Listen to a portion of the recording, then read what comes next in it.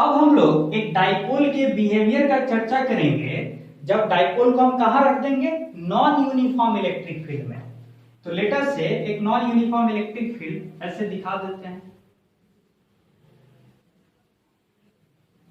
ठीक है।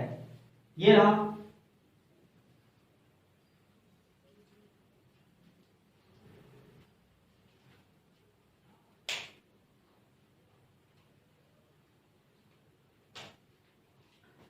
Non uniform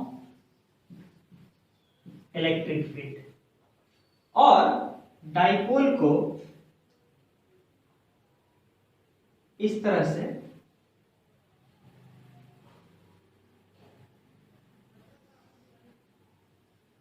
रख दिया, ठीक है। देखिए आप बार बार आपको लग रहा होगा कि हम इतना बड़ा सेपरेशन दिखा रहे हैं प्लस क्यू चार्ज और माइनस क्यू चार्ज के बीच, ये just for the purpose of clarity दिखा रहे हैं कि साफ साफ दिखे। गैप तो इतना छोटा होगा प्लस और माइनस के बीच कि आपको दिखाई भी नहीं देगा, ठीक है। अब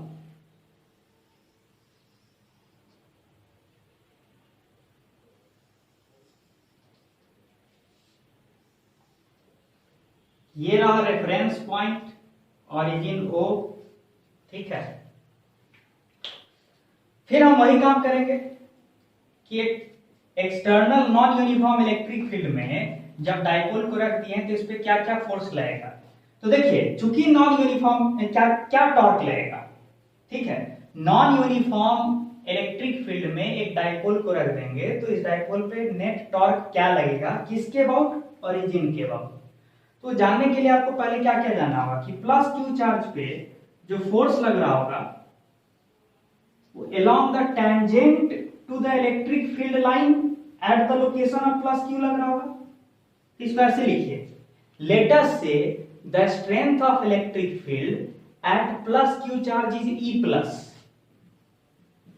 E के नीचे प्लस और वेक्टर के साथ। तो क्या q E plus vector force नहीं दे रहा है, किस पे लगने वाला, प्लस q पे लगने वाला फोर्स, किसकी वजह से, ये नॉन यूनिफॉर्म इलेक्ट्रिक फील्ड की वजह से। अच्छा, सिमिलरली और डायरेक्शन इधर होगा along the tangent to the electric field line, पढ़ाए थे।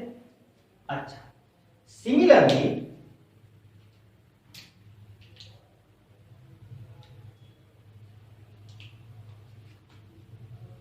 माइनस क्यू पे जो फोर्स लग रहा होगा वो इस तरह से पीछे की ओर लग रहा होगा, कितना, माइनस क्यू ई वेक्टर, और चूंकि नॉन यूनिफॉर्म इलेक्ट्रिक फील्ड है तो माइनस क्यू के आसपास जो फील्ड का स्ट्रेंथ है उसको ई माइनस बोल दीजिए।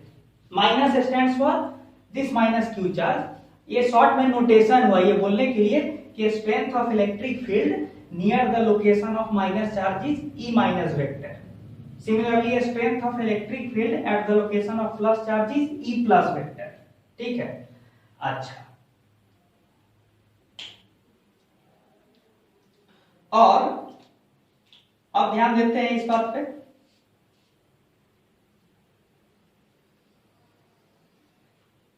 ये रहा माइनस क्यू का पोजीशन वेक्टर,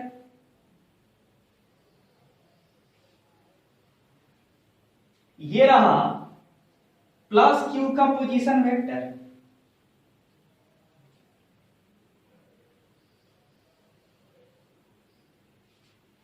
ठीक है।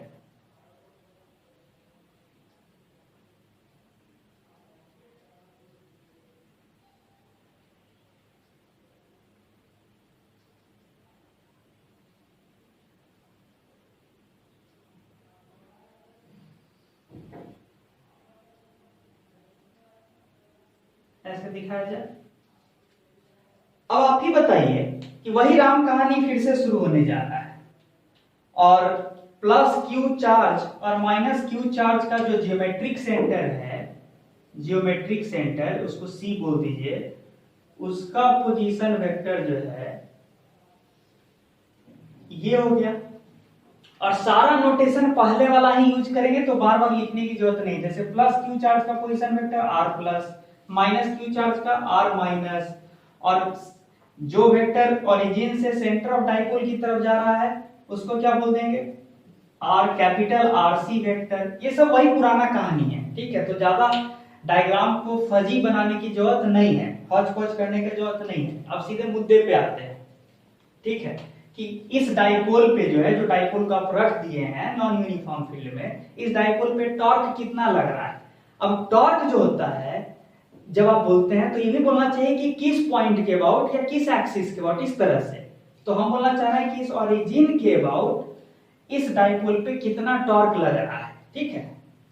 तो कितना लगेगा, torque about origin on the dipole कैसे लिखेंगे, वही कहानी जो पिछला बार किया है, r plus vector cross force acting on plus charge, r cross f पढ़े हैं ना मैकेनिक्स में। टॉर्क जो होता है r क्रॉस f होता है, तो इस प्लस q चार्ज पे r क्रॉस f लग रहा है टॉर्क, ठीक है। r कहां से मेजर करेंगे, ओरिजिन से, क्योंकि प्लस का पोजीशन वेक्टर r प्लस हुआ ओरिजिन से, तो ये लिख दिए। सिमिलरली माइनस चार्ज पे कितना टॉर्क लग रहा है, तो r minus cross minus Q E vector, और ई के नीचे माइनस, ठीक है, क्योंकि नॉन यूनिफॉर्म इलेक्ट्रिक फील्ड है। अच्छा, r प्लस वेक्टर को याद कीजिए, पिछला बार क्या लिखे थे, ये जो वेक्टर था ना, ये याद कीजिए, वही नोटेशन, ये जो cp वेक्टर था ये d/2 वेक्टर था, वही कहानी लिखते हैं। r प्लस वेक्टर को rc वेक्टर प्लस क्या लिख देंगे, d/2 वेक्टर, और cross q e plus plus r minus को क्या लिखेंगे, पिछला बार आप किए थे यूनिफॉर्म इलेक्ट्रिक फील्ड में, rc vector minus d/2 vector cross q e minus vector. अच्छा, तो निकल के कितना आया, rc vector cross q e plus vector, पहले rc वाले टर्म को एक साथ लिख लेते हैं, plus rc vector cross q, यहां पे देखिए ये माइनस है, माइनस, तो यहां पे होना चाहिए माइनस, तो यहां हो गया minus q e subscript minus vector.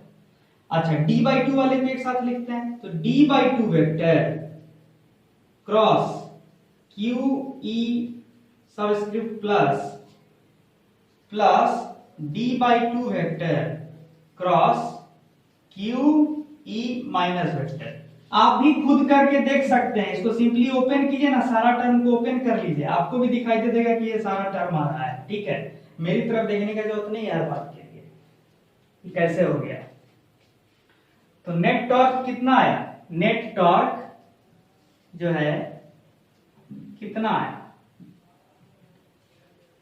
RC vector cross, क्या लिखा जा सकता है, in fact Q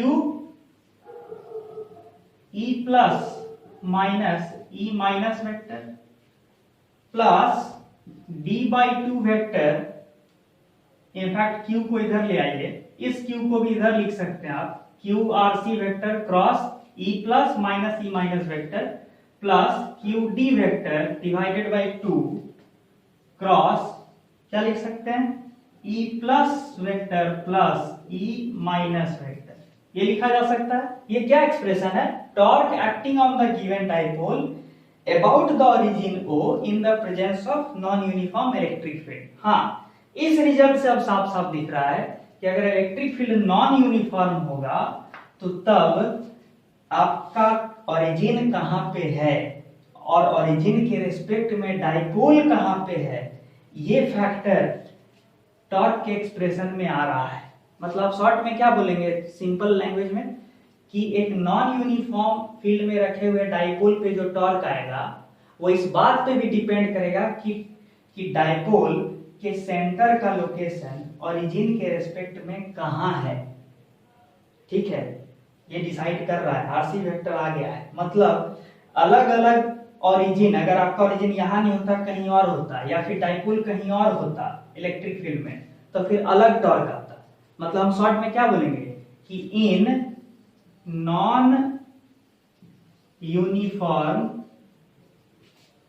electric field, torque on a dipole depends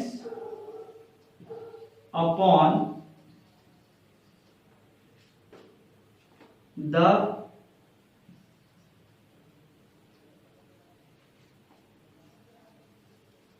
reference point upon the, पूरा लिखना चाहिए, location of reference point with respect to the dipole। ठीक है ना। टॉर्क जो लग रहा है नॉन यूनिफॉर्म इलेक्ट्रिक फील्ड में, वो डिपेंड कर रहा है कि रेफरेंस पॉइंट आपका कहां है विथ रिस्पेक्ट टू, ठीक है, सेंटर ऑफ द डाइपोल। तो शॉर्ट में ऐसे लिख सकते हैं, ठीक है। हाँ, अगर मैं कहूं कि मेरा जो ओरिजिन है खुद सेंटर ऑफ द डाइपोल पे शिफ्ट कर दिया है मैंने, ठीक है, अगर मैं ये कहूं कि मेरा जो ओरिजिन है खुद सेंटर ऑफ द डाइपोल पे शिफ्ट हो गया है, तब क्या होगा? Torque when origin is at C, तब क्या होगा टॉर्क का एक्सप्रेशन? तब क्या होगा टॉर्क का एक्सप्रेशन? तब तो आरसी, वो जो आरसी वेक्टर था, ओरिजिन और सी वेक्टर, ओरिजिन और सी को ज्वाइन करने वाले वेक्टर को ही आप कहते हैं ना आरसी वेक्टर। लेकिन जब ओरिजिन सी पे चला जाएगा तब तो आरसी वेक्टर ये क्या बन जाएगा? नल वेक्टर बन जाएगा ना। तो null vector cross any vector null vector ही रहेगा। तो शॉर्ट में पहला टर्म खत्म हो जाएगा कब? जब आपका ओरिजिन ओ खुद कहां पे शिफ्ट कर देंगे हम? सेंटर ऑफ द डाइपोल पे। मतलब शॉर्ट में अगर हम सेंटर ऑफ द डाइपोल के अबाउट ही टॉर्क लिखें इलेक्ट्रिक फील्ड का, किस पे? डाइपोल पे, तो कितना निकल के आएगा? सिर्फ दूसरा टर्म बचेगा, Q D vector by 2 cross E plus vector plus E minus vector. अब यही क्यू डी वेक्टर तो डाइपोल मोमेंट है, तो आप ऐसे भी लिख सकते हैं P vector cross E plus plus E minus vector divided by 2। ये हो गया torque acting on the dipole kept in a non-uniform electric field about the point which is geometric center of the dipole। Point C जो है इसके about ही ना आप torque लिखे हैं, तो यहां पे ऐसे लिख सकते हैं। ओरिजिन इज एट C को आप ऐसे भी लिख सकते हैं, यहां ये C, यानी torque about point C acting on the dipole kept in non uniform electric field का एक्सप्रेशन ये आया, ठीक है। ये ठीक है। यहां पे भी ध्यान देने वाली बात ये है कि geometric centre of the dipole के अबाउट जो टॉर्क आ रहा है डाइपोल पे, वो उतना ही ज्यादा होगा जितना ज्यादा ये पी वेक्टर होगा। यानी यहां से भी ये क्लियरली दिख रहा है कि जितना ज्यादा QD वेक्टर होगा, डाइपोल का QD वेक्टर जितना ज्यादा होगा, डाइपोल का QD वेक्टर जितना ज्यादा होगा, उतना ज्यादा ये टॉर्क का वैल्यू निकल के आएगा। टॉर्क जो किस पे लग रहा है? डाइपोल पे लग रहा है। किस पॉइंट के अबाउट लग रहा है? Geometric centre of the dipole के अबाउट लग रहा है, ठीक है। तो ये बात है। अब किसी भी पॉइंट पर अगर दोनों चार्ज का मास ना सेम हुआ तो जो ज्योमेट्रिक सेंटर होगा वो सेंटर ऑफ मास भी बन जाएगा। तो आपका ये स्टेटमेंट फिर क्या हो जाएगा कि if the masses of both the charges are same then geometric center coincides with center of mass, और तब सेंटर ऑफ मास के रेफरेंस में भी ये स्टेटमेंट सही हो जाएगा, ठीक है। तो ये एक इंपॉर्टेंट पॉइंट हुआ।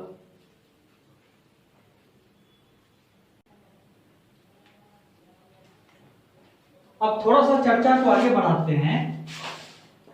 नेट टॉर्क जो है on dipole about origin in non uniform electric field ये आया, ये लिख दिए। लेकिन एक बात सोचने वाली बात है कि जो डाइपोल होता है उसका डायमेंशन तो बहुत छोटा होता है, ठीक है। तो ये जो साइज है आपका डाइपोल का प्लस क्यू और माइनस क्यू के बीच का जो लेंथ है तो इतना छोटा है, नेग्लिजिबल है कि ना के बराबर है, ये सोचने वाली बात है।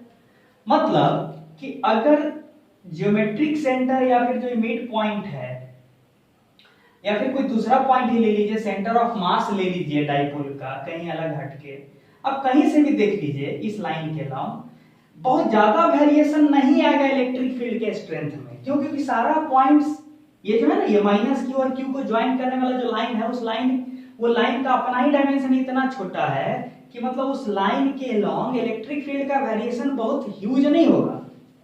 माइनस क्यू के आसपास जो इलेक्ट्रिक फील्ड होगा लमसम प्लस क्यू चार्ज के आसपास भी इलेक्ट्रिक फील्ड ऑलमोस्ट वही होगा, थोड़ा सा से वेरिएशन होगा। ठीक है, इसको और प्रिसाइज वे में क्या कर सकते हैं कि ये जो सेंटर सी है या फिर कोई और दूसरा सेंटर ऑफ मास ले लीजिए, उसको सी डैश बोल दीजिए, यानी ये सेंटर सी या सी डैश, ये सारा पॉइंट के आसपास इलेक्ट्रिक फील्ड का स्ट्रेंथ मोर और लेस लमसम सेम ही होगा।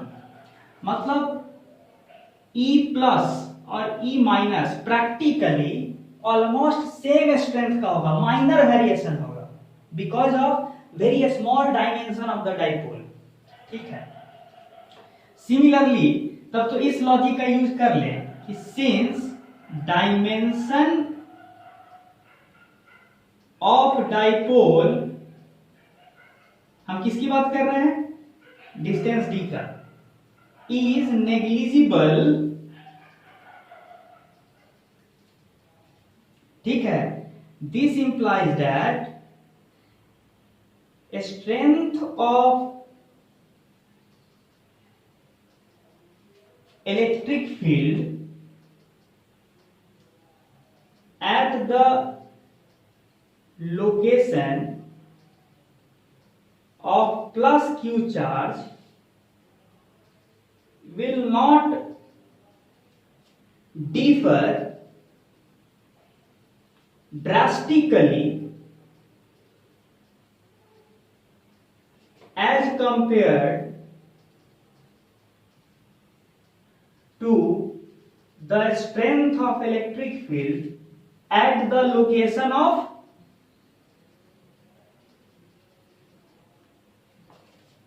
minus q charge। ये कहने वाली बात, ये मतलब ये लॉजिकल है। ठीक है, तो लमसम जब इलेक्ट्रिक फील्ड का स्ट्रेंथ सेम है तो हम ये बोल सकते हैं कि E प्लस का स्ट्रेंथ ऑलमोस्ट E माइनस के स्ट्रेंथ के बराबर है।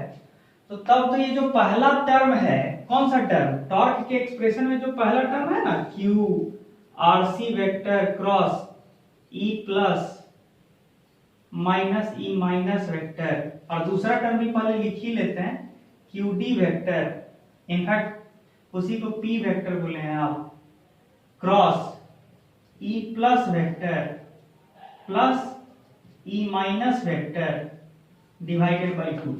ये एक्सप्रेशन क्या बन जाएगा अगर ये ऐसा है? तो ये तो वास्तव में होगा। ठीक है, प्रैक्टिकली तो यही सिचुएशन है। तो तब तो ये तो नल वेक्टर हो जाएगा, E plus vector minus E minus vector तो नल वेक्टर हो जाएगा। तो बचेगा क्या?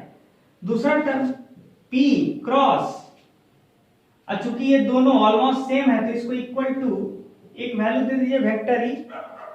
ठीक है, तो तब सीधे क्या लिखेगा? P cross vector E plus vector E divided by 2, यानी शॉर्ट में बोलिए ना P क्रॉस वेक्टर E। यानी even in the presence of non-uniform electric field, practically the torque on the dipole with respect to origin turned out to be dipole moment vector cross strength of electric field near the location of the dipole। यही ना निकल के आया, समझ में आया?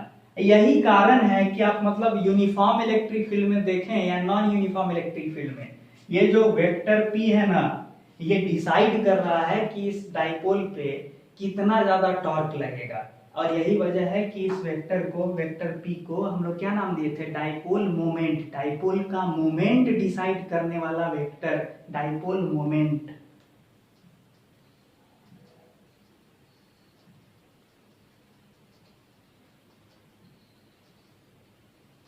खैर, बहुत सारी बातें यहाँ डिस्कशन हुआ है जो आपके काम का है, तो चीजों को आप होल एंड सोल तरीके से पढ़िए, तोड़ तोड़ के नहीं, पूरा कंप्लीट पिक्चर लीजिए, ठीक है।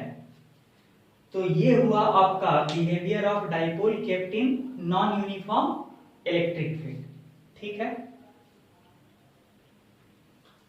आगे पढ़ा जाए।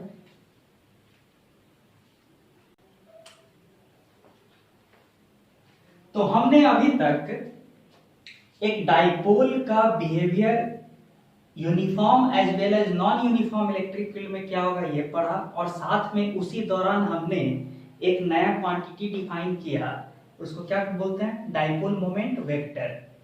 और एक और चीज याद रखिएगा, हमेशा डाइपोल को इस तरह से लोग आगे से नहीं दिखाते हैं, ठीक है, इसके बदले लोग सीधे ऐसे दिखाते हैं। इसका मतलब आप क्या समझिएगा कि माइनस इधर है और प्लस इधर है, ठीक है, इस एरो का मतलब ये होता है, और ये किसको रिप्रेजेंट कर रहा है, डाइपोल को। तो ये सब याद रखिएगा, ठीक है। कभी कभी क्या होगा कि बहुत सारा, मान लीजिए एक पूरा एक सिस्टम है, बहुत सारा डाइपोल है, ठीक है, एक रीजियन ऑफ स्पेस है, मान लीजिए वहां पे बहुत सारा डाइपोल्स है, P1 dipole, P2 dipole, P3 dipole, P4 dipole and up two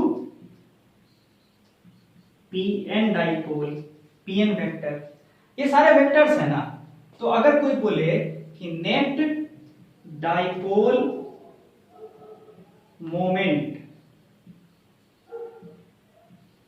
of the given system और कन्फिगरेशन, जो गिवन सिस्टम जो दिया गया है, ये जो बाउंड्री दिखाते हैं ना, ये सिस्टम के लिए दिखाते हैं, ठीक है। तो ये सिस्टम दिखाने के लिए, तो गिवन सिस्टम या गिवन कन्फिगरेशन जो है चार्जेस का इस तरह से, उसका नेट डाइपोल मोमेंट फिर क्या लिखाएगा, तो vector summation of all the dipole moments ranging from 1 to n, ठीक है। तो ये हो सकता है कि इंडिविजुअल डाइपोल्स एग्जिस्ट कर रहे हो एक सिस्टम में, लेकिन सारे का वेक्टर सम नल आ सकता है, ठीक है। तो it is possible that individual dipoles exist but net dipole of the system is a null vector, ठीक है। अब एक और पॉइंट पे चर्चा करते हैं।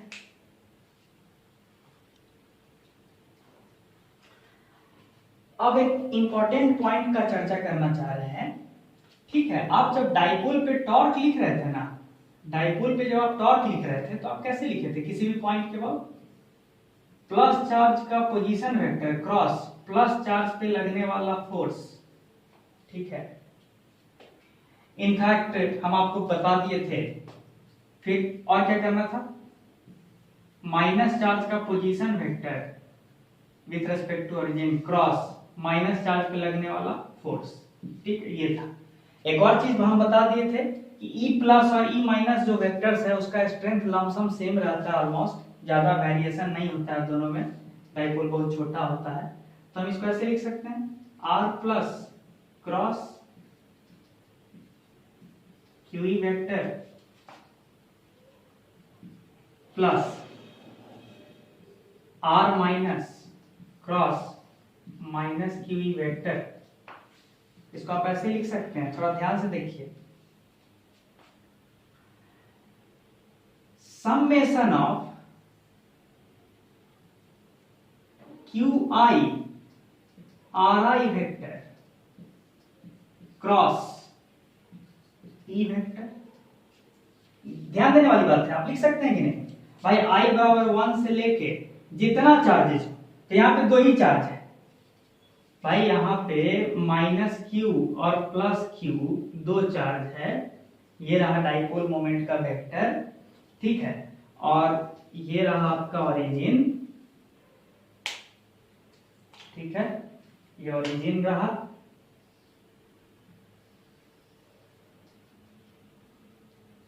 ये रहा आपका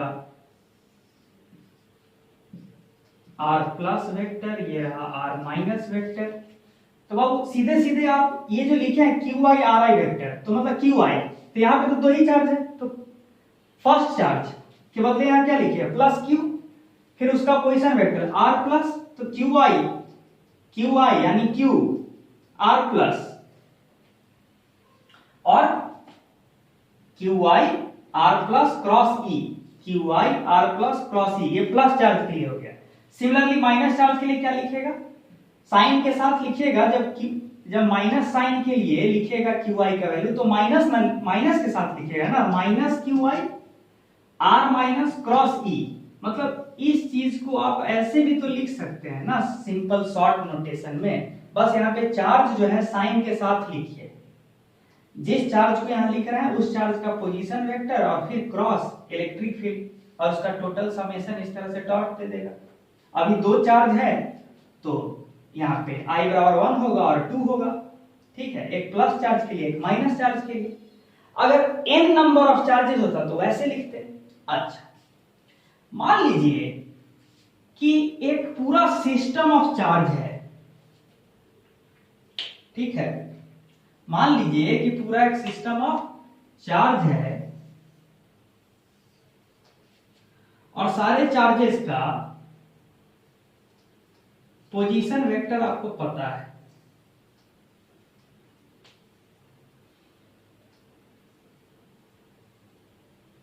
सिमिलरली ith चार्ज का position vector ri vector and nth charge का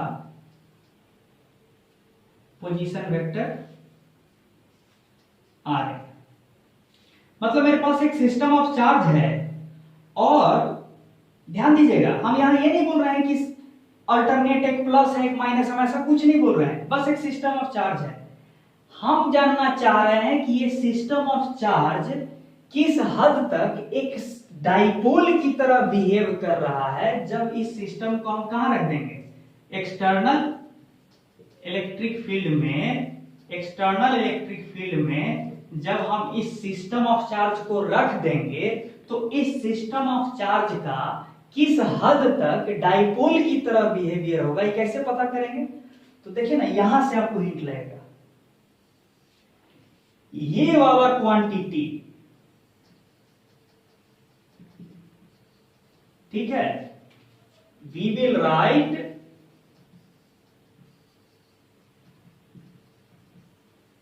दिस क्वांटिटी, किसके लिए लिखेंगे, ये क्वांटिटी जो है इस किसके लिए लिखेंगे, we will write this quantity for the given system of charges. ये जो गिवन सिस्टम ऑफ चार्ज है, इस सिस्टम ऑफ चार्ज के लिए ये क्वांटिटी लिखेंगे, यानी सारे चार्जेस का मैग्नीट्यूड साइन के साथ और उसका पोजीशन वेक्टर इस तरह से, और फिर सम करते चले जाएंगे। जितना ज्यादा ये वाला क्वांटिटी आएगा, जितना ज्यादा ये वाला क्वांटिटी आएगा, किसके लिए, इस सिस्टम ऑफ चार्ज के लिए, माना जाएगा कि इस सिस्टम ऑफ चार्ज का, ठीक है, dipole moment with respect to origin उतना ज्यादा है, यानी ओरिजिन से देखने पे इस सिस्टम का बिहेवियर डाइपोल की तरह किस हद तक होगा, इसको जांचने का तरीका ये क्वांटिटी है, ठीक है। तो इस सिस्टम के लिए डाइपोल मोमेंट डिफाइन हम कर सकते हैं, लेकिन चूंकि पोजीशन वेक्टर का रोल है तो पोजीशन वेक्टर बताने के लिए आपको एक ओरिजिन बताना पड़ता है। तो मतलब dipole moment of a system of charges with respect to, ये इंपॉर्टेंट लाइन है, with respect to a given reference point, जिसको आप ओरिजिन बोल सकते हैं। देख रहे हैं ना, डाइपोल मोमेंट जो है एक सिस्टम ऑफ चार्ज का डिफाइंड तो है, लेकिन with respect to a given reference point, मतलब रेफरेंस पॉइंट बदल दीजिएगा तो ये आरआई वेक्टर बदल जाएगा, आरआई वेक्टर बदल जाएगा तो इस सिस्टम ऑफ चार्ज का ये क्वांटिटी बदल जाएगा और ये क्वांटिटी बदल जाएगा, तो मानेंगे कि सिस्टम का जो बिहेवियर है डाइपोल की तरह एक्ट करने का वो भी बदल जाएगा। शॉर्ट में डाइपोल मोमेंट जो है एक सिस्टम ऑफ चार्ज का वो किस पे डिपेंडेंट है? इन जनरल किस पे डिपेंडेंट है? चॉइस ऑफ रेफरेंस पॉइंट पे। और मैग्नीट्यूड वाइज कितना निकल के आएगा? तो सीधे सीधे ये सारा QI RI वेक्टर का समेशन I बराबर 1 से लेके n तक, ठीक है। ये हुआ dipole moment of the given system of charges with respect to a reference point, ठीक है। अब आपके मन में डाउट होगा कि सर जब आप डाइपोल मोमेंट जब आप डिफाइन किए तो यहाँ पे तो RI वेक्टर का रोल आ रहा है, पोजीशन वेक्टर का। जब पिछला बार डिफाइन किए थे इस तरह से माइनस और प्लस Q माइनस Q, तो यहाँ पे जो डाइपोल मोमेंट वेक्टर जो हम लोग का डिफाइन हुआ था system of minus and plus charge के लिए, वो तो QD वेक्टर आया था। QD वेक्टर के एक्सप्रेशन में तो कहीं पे भी ओरिजिन का और कहां पे हम रेफरेंस पॉइंट चूज किए इसका कोई रोल ही नहीं आया, रोल तो बस इस D वेक्टर का आया है। ये कॉन्ट्राडिक्शन कहां पे है? कोई कॉन्ट्राडिक्शन नहीं है। देखिए हुआ ये है, अभी दिखेगा, देखिए